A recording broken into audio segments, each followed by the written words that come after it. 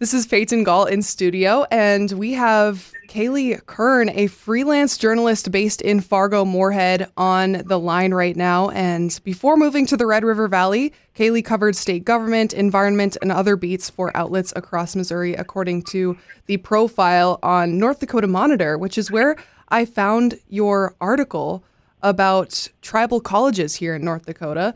Thank you so much for joining us today. Thank you so much for having me. So, for a little bit of background for our listeners, in the 1970s, Congress committed to funding a higher education system controlled by Indigenous communities. This is according to a ProPublica piece that you cited in your article, and we'll get to that a little bit later. But these tribal colleges and universities were intended to serve students who'd been disadvantaged by the nation's history of violence and racism toward Native Americans, including efforts to eradicate their languages and cultures. And just to start off here, I want to ask, tell me a little bit about your background in journalism and what made this story something you had to dive into.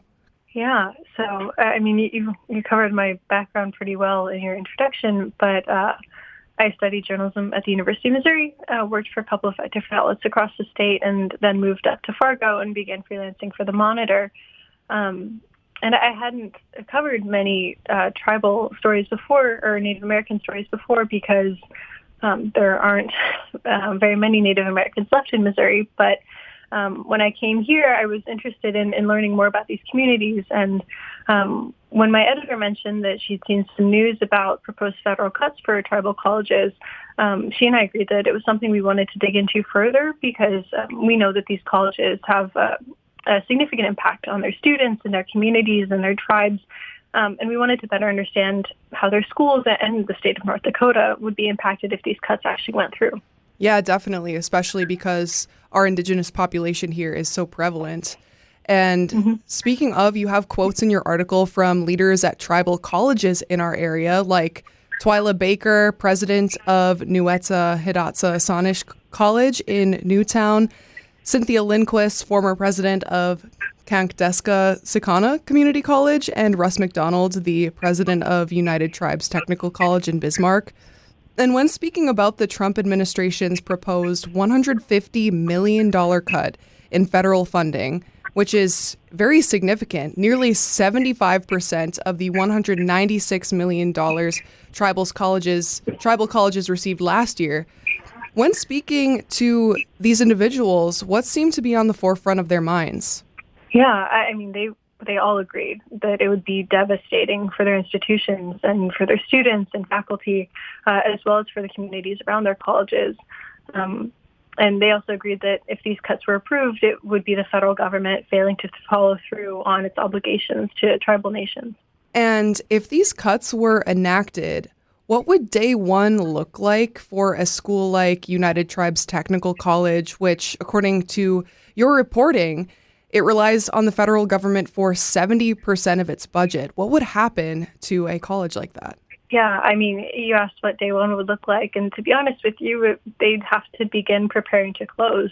ETTC's president, Russ McDonald, said that they might have enough money in reserves to get them through, one more school year, but yeah, these cuts would mark the end for these colleges that rely so much on federal funding to continue their operations. Absolutely. And that's devastating for these communities.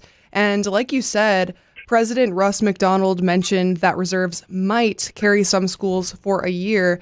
And in your reporting, did you get a sense of what extreme budgeting looks like?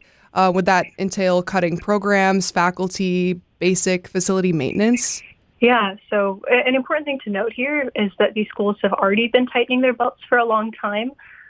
Historic underfunding has meant that they've had to put things like competitive pay or facility maintenance on the back burner.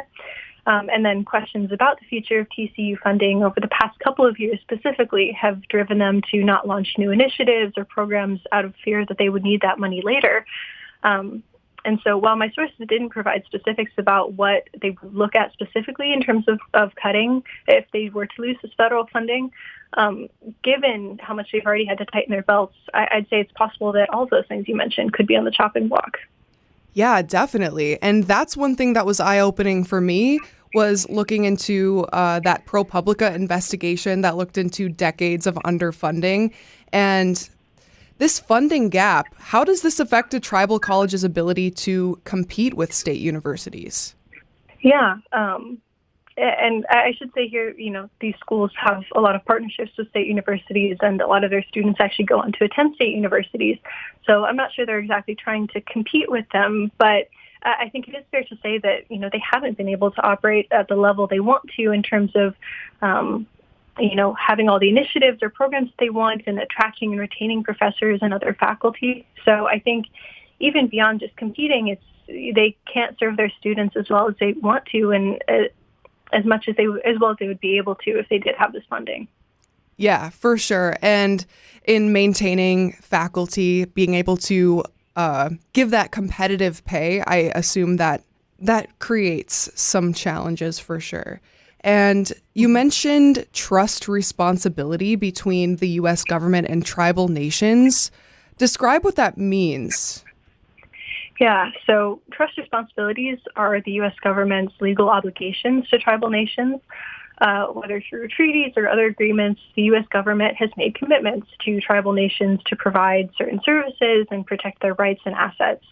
And under these agreements, the U.S. is required to support education for tribal citizens.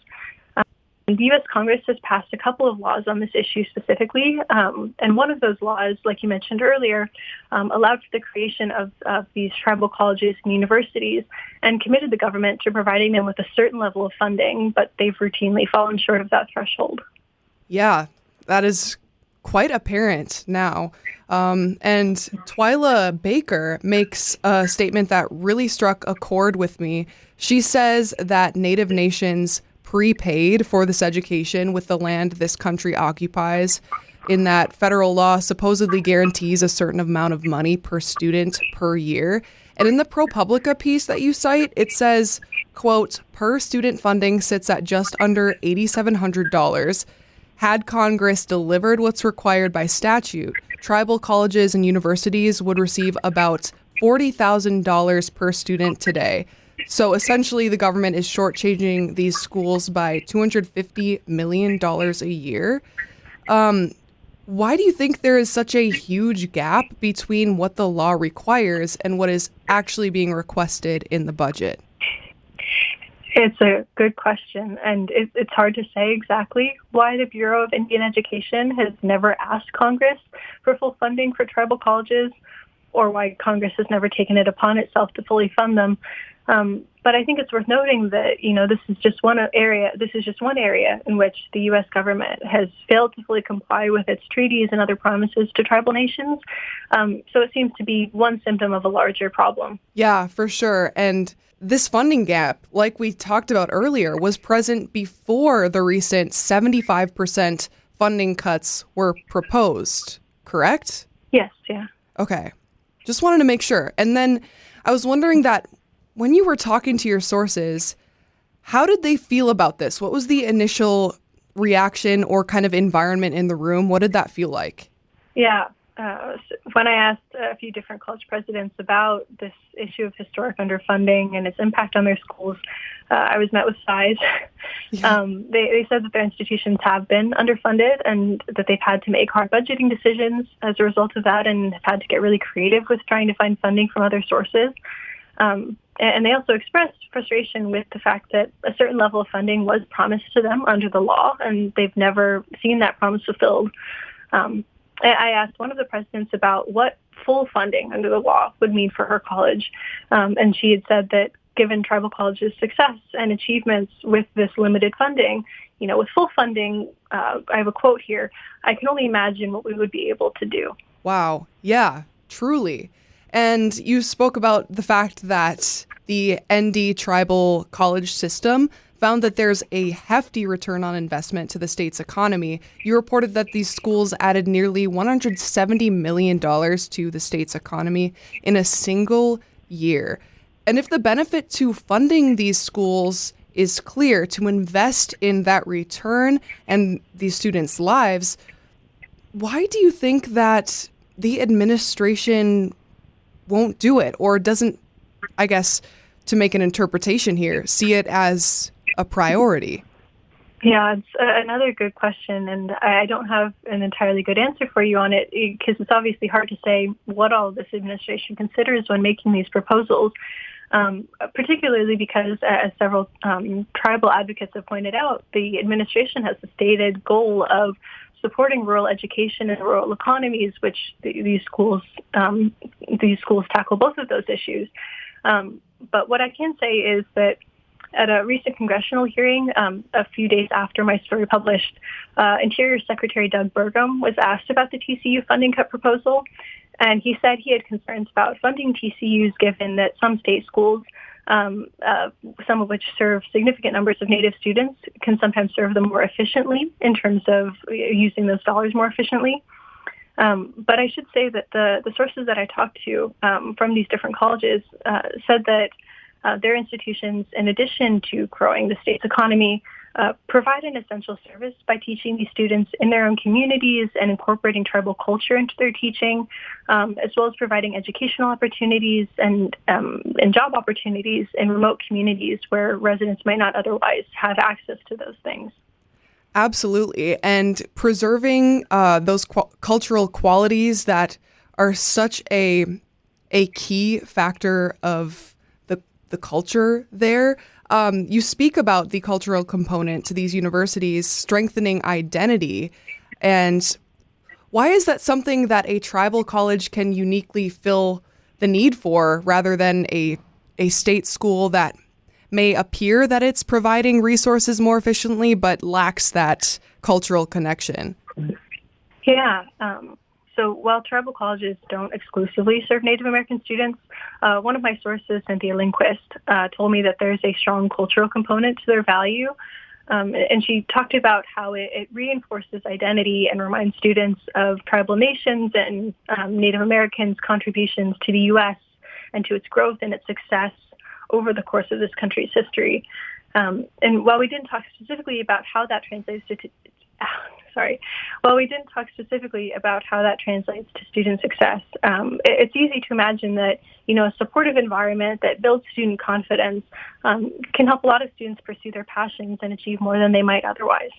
Yeah, absolutely. And something that I think is really important that we do, and this is just my opinion, and I think a lot of people would likely agree, is that preserving those languages that were once attempted to be eradicated, that's so important. And I think having that at a collegiate level would be something that really should be preserved. And I think that could be uniquely done at a tribal school the best way possible.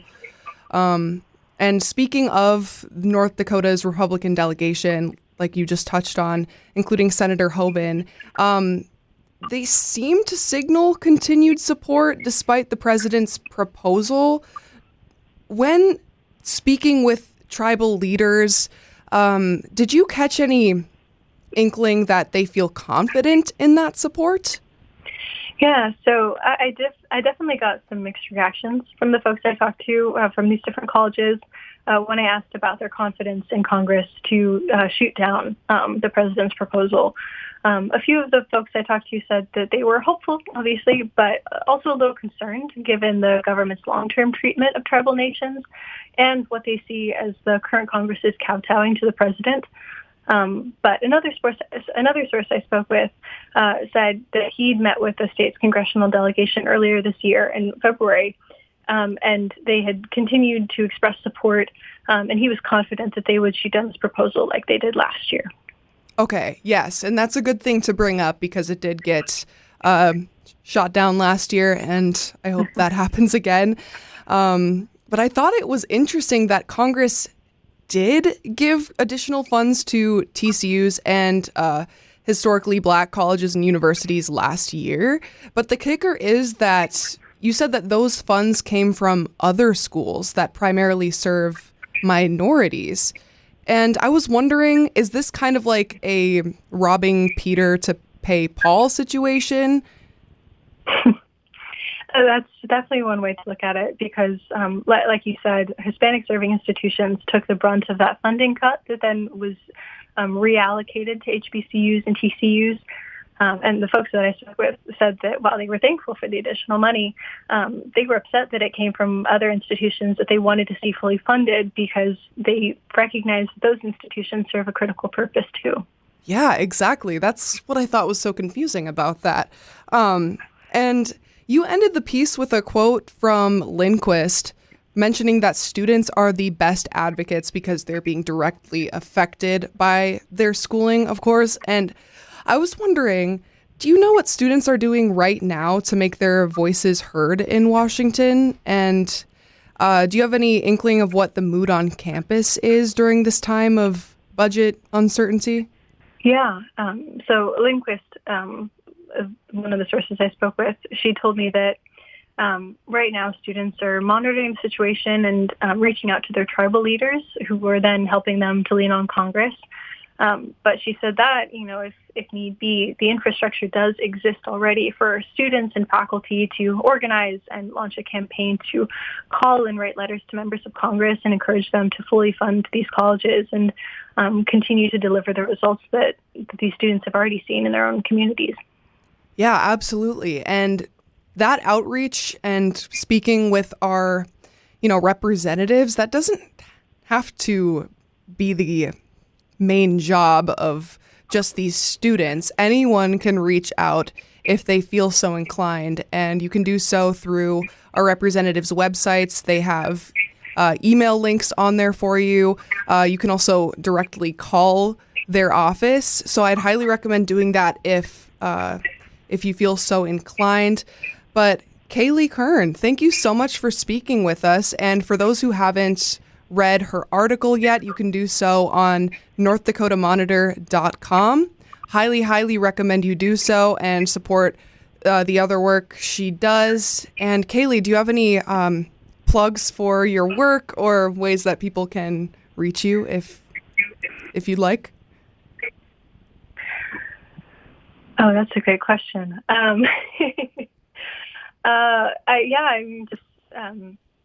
Continue to follow the North Dakota Monitor. My reporting's on there as well as some other fantastic reporters' work. And that's really the main place to find me right now. And thank you so much for having me on, Peyton. I really appreciate it. Yeah, of course. And thanks for your great work. And Ceilidh Kern, I hope you have a fantastic rest of your day.